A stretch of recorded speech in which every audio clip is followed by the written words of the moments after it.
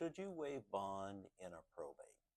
This question often comes up, and it's usually from beneficiaries who get a form in the mail when a probate is being opened, and they're being asked by the executor or the administrator to waive the bond on that executor or administrator.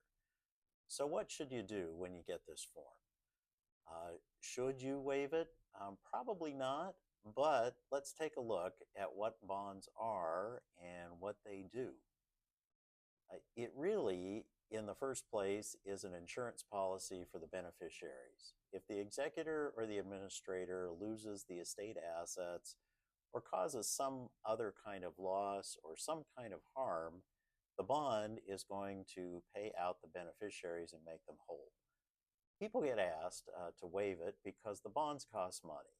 The estate pays for it, though, and it's anywhere from a few $100s for maybe something like a $20,000 bond to several $1,000s if the estate gets into the millions of dollars. For most estates, that bond's probably going to be around somewhere $1,000 to $3,000 in my experience for a house and things like that.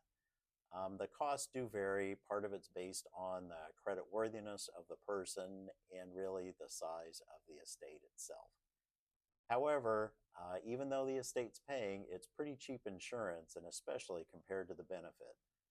I've been doing this kind of work for 30 years, which is most of my professional life, and so I've seen many executors over the years take the money and run, or they get scammed, or they just find some way to lose it through some sort of bad investments, or you name it. There's many ways to lose money, but in the end, it does hurt if they can't make it up. Anywhere from a couple of $100,000 that I've seen to several $1,000,000. And without the bond, you lose your inheritance. So I don't recommend bond waivers unless people really, really insist on them. I wouldn't waive it myself if I were in your shoes. I'm sure that you've heard stories of your own about people stealing money from the estate or a trust, or maybe you've even had it happen to you.